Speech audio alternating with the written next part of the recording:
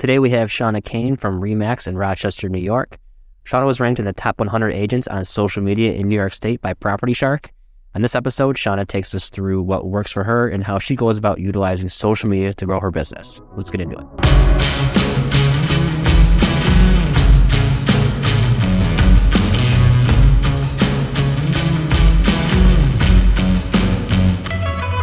Hey, Seana, so I appreciate you hopping on the podcast. Let's just jump right in and get into it. So let's go ahead and kind of introduce yourself, and we'll take it from there. Okay, yeah, thank you so much for having me. I appreciate it. So my name is Seana Caine. I have been in real estate for the last 7 years, and I'm currently at RE/MAX Plus, where I have been for the last 6 years. So okay, what were you doing before real estate? So I have a degree in communications and business administration from SUNY Oswego. And once I graduated, I briefly got a job at a company in Rochester called CGI Communications, basically doing phone sales. And I worked there for a whopping 6 weeks before I decided I absolutely hated it. So I literally just quit and got a job serving for the time being. And then I got my real estate license, and served on the side until I could jump into real estate full time. Sure. Were you like cold calling at your previous job? Yes, it was awful. Gosh. Did that, wow. So did that prepare you kind of to have develop that thick skin, especially coming out of college, right? You're like, oh my gosh, I'm going to take the world by storm, right? And then you kind of get knocked down. Yeah. So I thought it would. So I knew that I probably wasn't going to love it, but I assumed okay, maybe once I train and once I do it, it will kind of help me get better and I won't hate it as much and give me those skills to prepare me for whatever. And it really didn't. I mean, I just hated it so much that I was immediately yeah, I can't do this. And so, in real estate, I have worked expired listings and made those cold calls and stuff, which, it still sucks, but yeah, I don't know. I could not do what I was doing, making 100 cold calls a day. It was not for me. I can't imagine. Geez. Okay. So you did that, you worked in serving, right? Mm-hmm. And then once we were able to make the leap, right? What point did you feel, or what made you kind of feel comfortable to make the leap full time to real estate? It was probably, I want to say probably 2.5 years in. I had, I was doing enough business to where I felt comfortable. I, was also living with someone, at the time. So it's I just had I wasn't, paying for everything on my own. I didn't have my own apartment or anything anymore. So it got to that point where it was okay, I can focus 100% on real estate to really get the ball rolling to where I can make a full-time income, on it. And so, I would say that first year, being full-time in the business is when I really, made what I would consider a full-time, income. Sure. Sure. Did you jump right onto a team, or are you kind of on your own? So when I first started, I guess I would say I kind of started on a team. So I started with a mentor, someone that I had known who was a family friend. So he kind of, nudged me to get my license and come into the business and work under him. So, he was kind of teaching me the ropes and teaching me, everything. It wasn't necessarily a traditional team setting. It was kind of just, me and him working together. And so I did that for about a year. And then when I left that company and went to RE/MAX, I've been on my own as a solo agent ever since then. Did you rely on, so when you first started, did you rely a lot on your, circle of influence or people that you knew pretty much, right? Yeah. Yeah, absolutely. Definitely kind of relying on that sphere of influence, as well as purchasing online leads and stuff like that. I did spend some money doing that, Realtor.com, Zillow, to get some of those buyer leads. But I did and definitely still do rely on my sphere of influence for most of my business. Do you still do the Zillow leads and all that kind of stuff? I haven't in a long time. I just picked up a small zip code in Zillow. So this is the first time I'm jumping back into online leads in a while. So no, I haven't done it a ton, but I don't love it, but it was just kind of, something to get back into, pick up buyers and stuff like that. Sure, like another referral source kind of thing, right? Yeah. Yep. So you started on, not necessarily a team, but you had a mentor. Did he provide you kind of a roadmap of what to do in terms of marketing yourself, or was that kind of like for you to figure out on your own? I mean, that was pretty much for me to figure out on my own, I would say. Yeah. Okay. And was it a lot of trial and error for you? Yeah. I mean, everything is, I guess, and still is, right? I mean, anything that you do, you really don't know 100% what the outcome is going to be. So I would say, yeah, I mean, marketing yourself is always going to be trial and error, I think. Sure. What were some of the things that maybe you started with at your previous brokerage that like you were like, okay, that I tried it, but that definitely didn't work at all?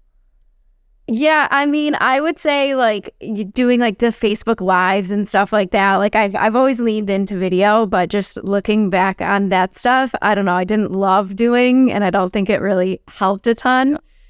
So I definitely have not done like a live broadcast video in years. I did the same thing, right? Like when I first started doing video, and like I'm looking back on some of them, I'm like, wow, that was super cringy. Like, whoa, never watch that again. Right. But like you like as you do more and more of it, right? And that's kind of how I connected and reached out to you, is I saw a lot of your videos. So as you did more and more of them, you obviously got more and more comfortable, right? Yeah, absolutely. Yeah. So is that kind of like more what you focus on, you know, rather than like, actually, well, let me back up. Do you do any like print stuff too, or like billboards or anything like that? No, so the only real print that I try and do is postcards, I mean, to my sphere of influence. So that currently is the only like print advertising that I'm doing. Okay. At all. Okay, so you really do focus really on the videos on Instagram, right? Mm-hmm. Like anything like... Yeah, for the most part. I cross-post usually everything over to Facebook as well, but I really utilize, I mean, the two. I've just started doing some posting on TikTok, but definitely the most is Instagram. Yeah, same with me. Like TikTok, I just feel like it's kind of a weird platform where like you have to be kind of goofy, and like I'm just not naturally a goofy person. Like, yeah, people are mean on TikTok too. They're like a whole different breed of people. They're just savage. Yeah. I mean, I don't understand, because I don't get like the same like mean from Instagram. Yeah. Yeah. It's funny, like going through some of the comments on my posts are like, you actually really took the time of your day to like write this to somebody that you've never met. It's mind-blowing. But yeah, like, so that's like a big thing for a lot of people, right? Like getting comfortable in front of the camera is like I feel like sometimes it's the toughest thing, not to mention the comments, but like we kind of mentioned it a little bit, but is it just doing it more and more? Is that what made you comfortable? Or is it one of those things where like, I know I have to do it, I'm just going to suck it up and do it? Yeah, I mean, definitely doing it more and more. I've always kind of been a little bit comfortable in front of the camera, but it's like once you start recording these videos, I mean, most of the stuff I record is just me sitting in front of my camera. So once you realize, hey, I can, start and stop this as many times as I need to. I can edit it. I can, cut stuff out, splice stuff back together. It makes it easier because there's just not really, or shouldn't be, any pressure around it, right? You're just you and a camera, right? And you're only showing people what you want them to see as the finished product. Right. So you edit everything yourself too? I do, yeah. Oh, wow. Okay. What kinds of like content would you say does the best for you? Let's just kind of stick with like Instagram right now. Like what would you say is like the best performing kind of videos? I mean, I would go for a cross. So I will kind of like search Instagram for, some of those like funnier, videos from real estate agents that are, getting some traction. So I've had good luck recreating some of that. And then I also will try and do a mix of informational content is really the easiest for me to create. And so even doing some of that informational stuff, as I've just kind of found maybe as more of a storytelling thing. Like I just had one that ended up getting like 80,000 views. Oh, damn. And it was just me. Yeah. It was just me sitting down telling the story of, how we sold our house to buy our first investment. Oh, I saw that. It was like 3 parts, right? Or 2 parts? Yeah. So the first video, the second two on both Instagram and TikTok didn't get nearly as many views, but the first one on TikTok has like 162,000 views. Oh my God. And then, that one, and then on Instagram, it shot up to like 80,000. And it's like, it's one of those things where I don't really know, why or how. Like it is a little bit more of an interesting story, but sometimes they just take off and sometimes there's no rhyme or reason, right? Like, Yes, exactly. right? Like, I don't know if this, I'm sure this has happened to you, but like, I'll think of like a video's like really, really good. I'm like, oh my gosh, this is so good. And it gets like 7 views. I'm like, fuck, like, Right. Like I thought that one was going to be the best yeah. one. Yes. All the time. And then like one stupid video that I had where like on TikTok I posted, it was like my face is all like kind of stretched out and everything. Like that did great. I'm like, this makes no sense. Right. Exactly. So, but so you do a lot of like the educational stuff. That performs really well for you, right? Yeah, it performs decent. I mean, Do you and you mentioned you cross promote, right? yeah. Okay. So do you do a lot of like longer form stuff too, or do you just stick with like the micro content? I don't. I stick with I literally have no attention span.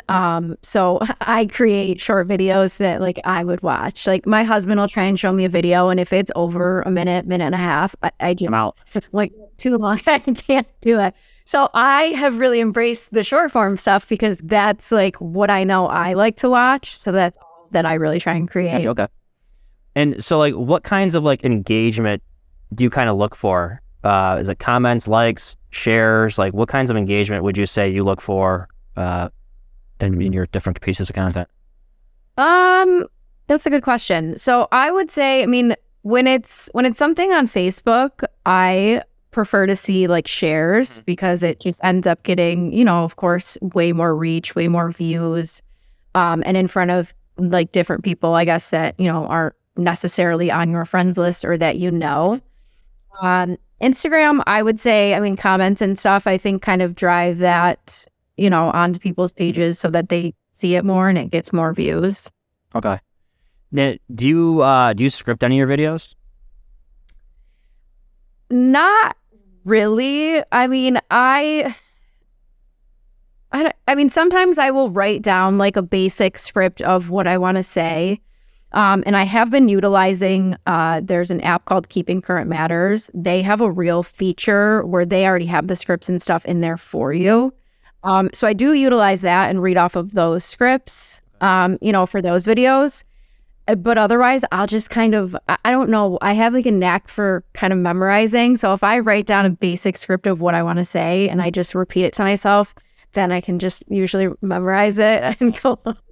Yeah, that's awesome. I have to be like Ron Burgundy, like whatever's on the screen is what I am going to say, So that's a great trait that you have. I just don't have that.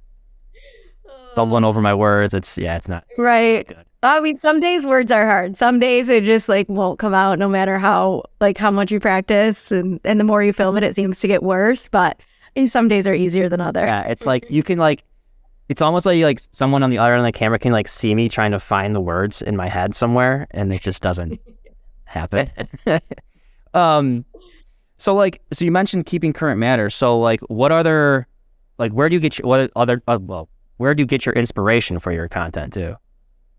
Yeah, so when I'm kind of looking for, content ideas and stuff like that, I mean, places such as Keeping Current Matters, they have an incredible blog that they put out, I think almost daily. So they have an endless amount of articles that you can read and very easily pull information from. Obviously, like Inman News is another big, real estate one where you can easily pull information tidbits from to create videos. And that's all that you need to be doing is just, I mean, it's very easy to just summarize somebody else's article, right? You're just pulling a few facts that, you want to then relate into a video. You don't have to be making everything up. And another thing I tell people is like, keep a list of the questions that you get asked by buyers and sellers, because if one person has that question, chances are, 20 other people have the same question as well.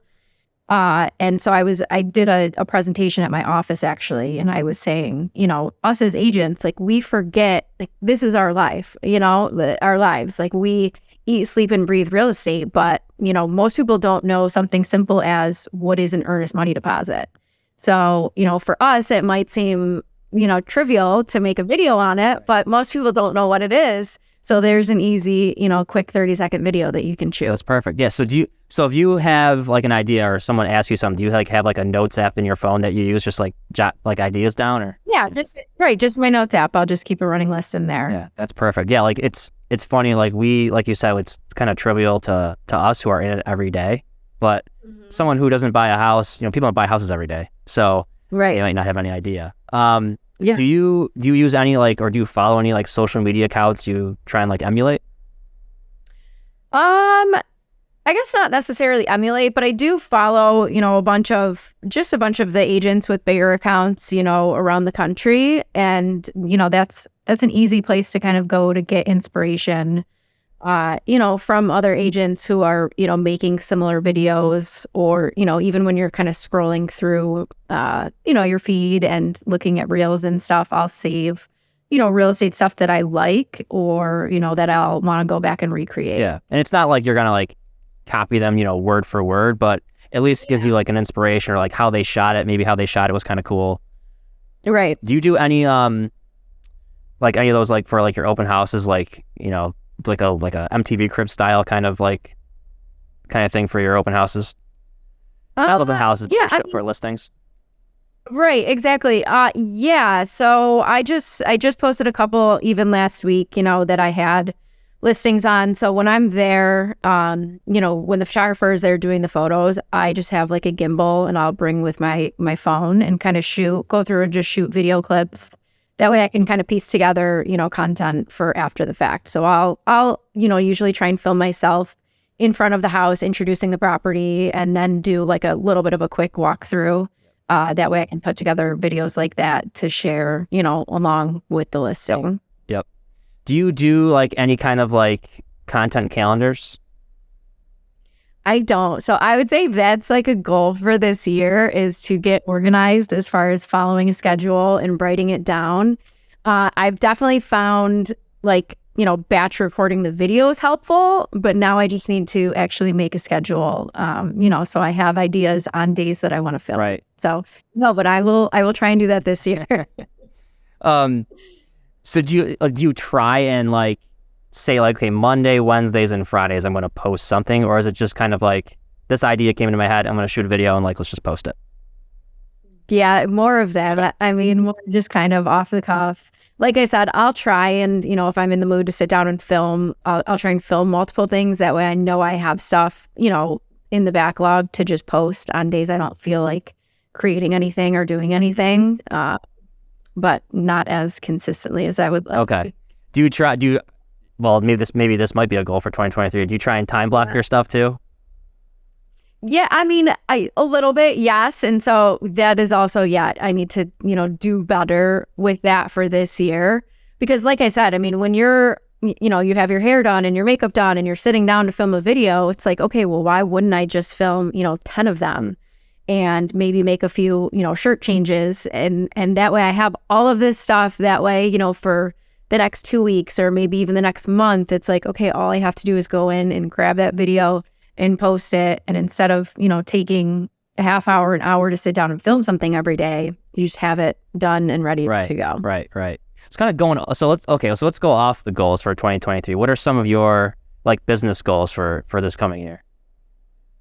Yeah, I mean, so I'm going to take a peek because I have my board over here actually with all of my goals literally written down so that I can see them. So I do have a goal to do 36 transactions this year. The past few years with COVID, have been a little up and down, right? It's been a little bit more unpredictable. And who knows what this year is going to end up being like as well. I feel like we're all still trying to see what's actually happening in the market. But I would love to sell 36 houses this year. Get some inventory. We need some inventory. Yes, yeah, exactly. Perfect. What about any kind of marketing goals or anything like that to try and get to that 36 transactions? Yeah, I mean, I really like I said, most of my business comes from my sphere of influence and referrals from that. And then I also do a bit of agent to agent referrals. So that is where social media is a little bit more helpful, is with connecting with other agents from around the country who have, either sellers looking to sell in Rochester or buyers looking to come and buy in Rochester. I do probably between 5 to 7 of those a year with different agents. So that's where video, comes in handy, and, being consistent in marketing myself and growing my audience and meeting other agents. That way, I can network with them for referrals. Gotcha. Okay. So relying on your sphere of influence, past clients too, I'm assuming, right? So do you have anything this year planned or anything different planned to market to that past database or your sphere of influence? Yeah, I mean, so as trivial as it sounds, I've gotten more consistent this year with doing, just email marketing to that database. So just, again, setting that up ahead of time, right? So going 1 to 2 months at a time and taking a couple hours to write those emails, have them saved in templates, and have them scheduled to go out once a week. Because if I'm telling myself, okay, every Thursday morning I'm going to sit down and write an email, it's not going to happen. So yeah, I mean, something small like that I've been consistent with because I already have them, written and scheduled throughout the end of February here. Sure. So in the next couple of weeks, I will, then try and go in for the next couple of months and make sure that's filled out. So getting more consistent with that just to be, more in front of the people that I already know and who already know me. Sure.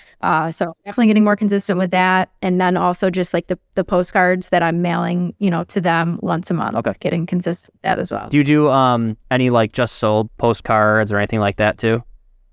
Yeah. So I try to, either, just sold, and just listed, just sold. Obviously everything has been selling so quickly the last couple of years, it's more the just sold.